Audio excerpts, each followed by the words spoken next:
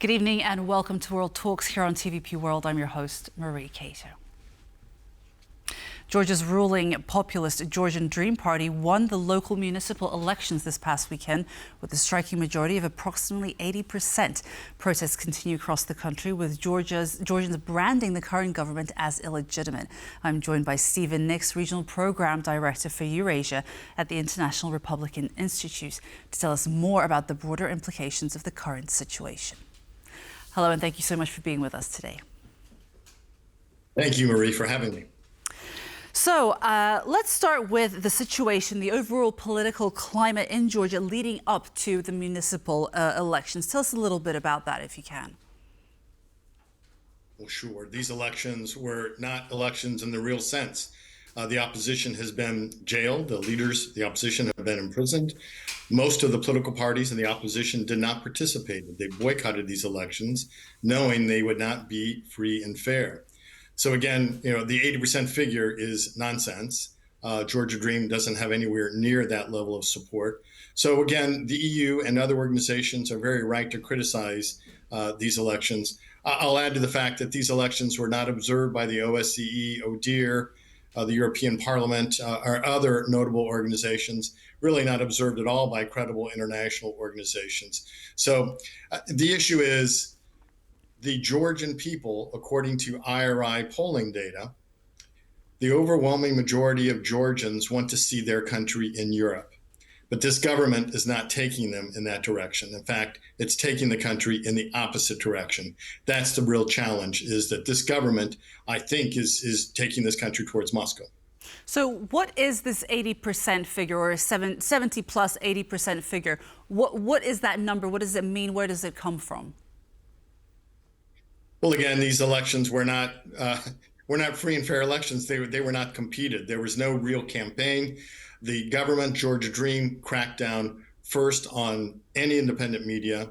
Then they cracked down on civil society, then cracked down on the opposition political parties. So there really was no campaigning done at all. This was a one-party campaign dominated by Georgian Dream, and that's why you have the results. I would compare and contrast this election with the one that we just saw in Moldova, which was observed by the European Parliament, the OSCE, and other European organizations, an organization and an election that was well administered and well organized, with the outcome the exact opposite: a pro-EU government, a pro-EU electoral result. So you've got two countries going in two completely different directions. You've got Moldova clearly on the path to EU accession, and you've got Georgia really orienting itself in the opposite direction, eastward. Well, you bring up Moldova, and I wanted to ask, without, it's not a facetious question in any way, but if we are to contrast and compare Moldova and Georgia, aside from obviously the most obvious factors that we're looking at, what is the difference in the process that we've just seen in Moldova, and how can we compare that with Georgia? What makes one right and what makes the other wrong, essentially?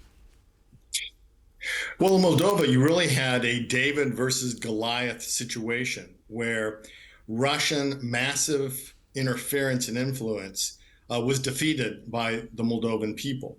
Russia tried three very, very distinct techniques. Number one, they flooded the zone with money. By EU estimates, between 200 and 300 million euros spent to buy votes.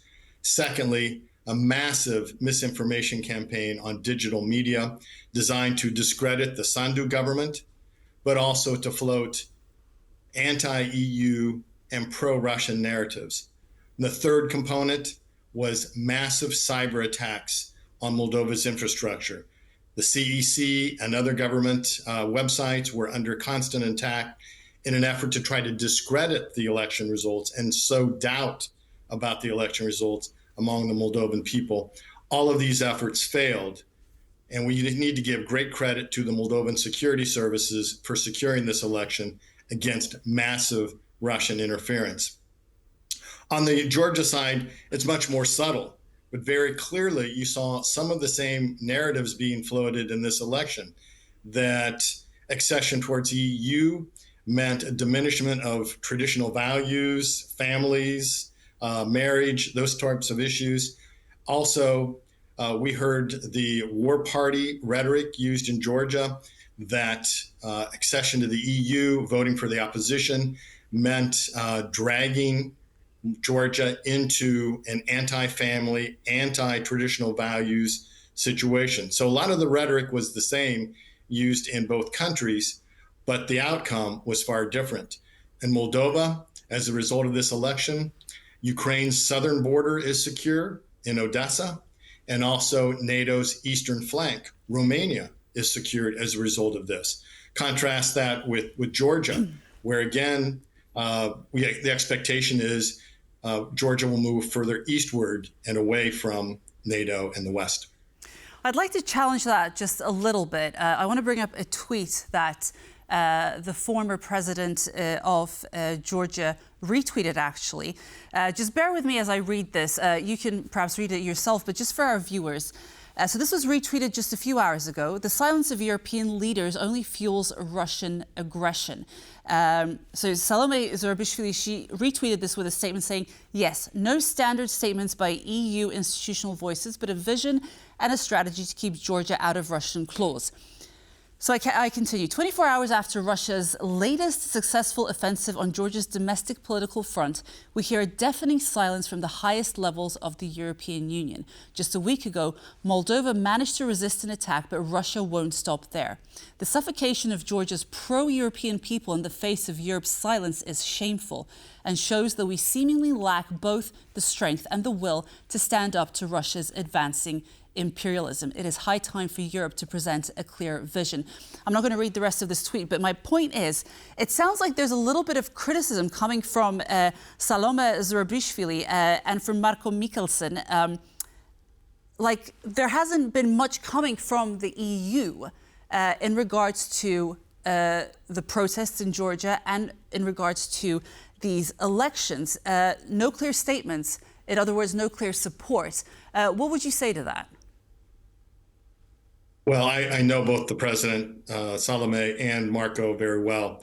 And there's a certain amount of truth to these statements.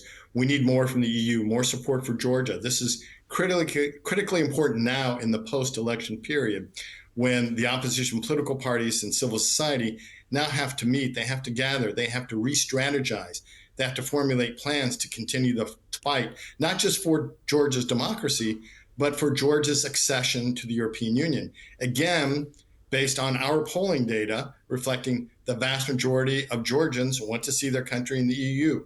So again, in the future, I think that we need to hear more from the EU, more support for the Georgian opposition as we look forward to the next round of elections in Georgia. But is there a chance that perhaps Georgia just isn't on the radar for the EU right now? They're more focused on Ukraine. They're more focused on Moldova, on the success of the elections in Moldova.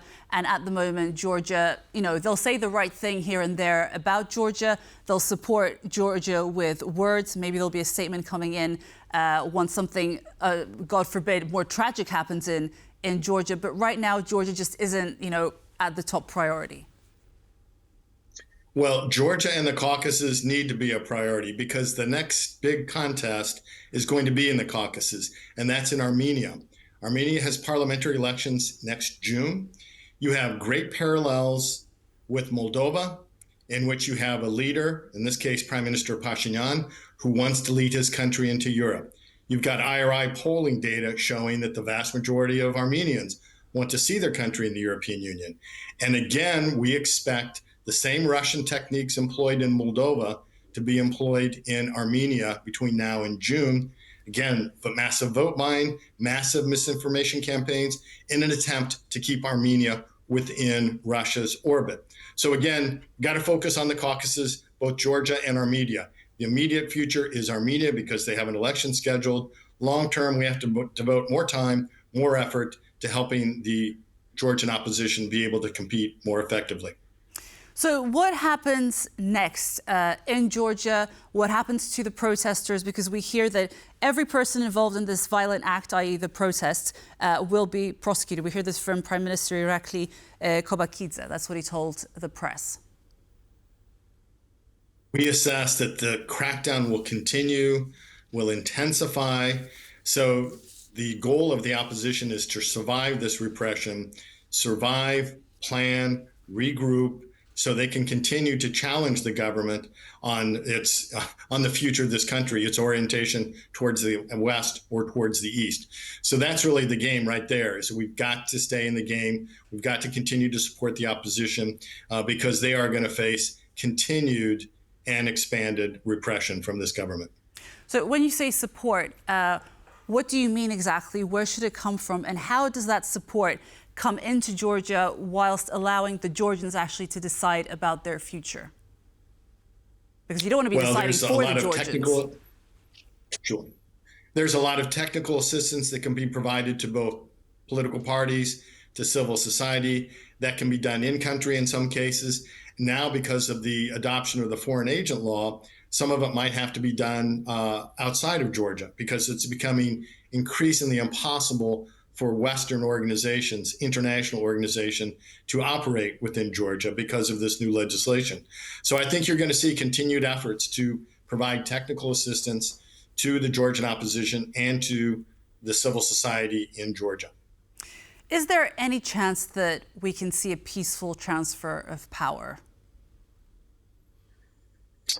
Well, again, these mayors and city councilors are going to be sworn in. There may be protests. If there are, I expect a very, very violent crackdown by this government. They're not going to tolerate any dissent, no peaceful demonstrations. They are really going to crack down. So we'll wait and see when the swearing-ins take place and these mayors and city council members take their seats, whether or not there are protests and how the government will react. Okay, we're going to leave it there. Stephen Nix, Regional Program Director for Eurasia at the International Republican Institute. Thank you so much for being with us this evening. Thank you. And that wraps up World Talks. Thank you so much for being with us, and stay tuned for more exclusive interviews and analysis on TVP World. Goodbye.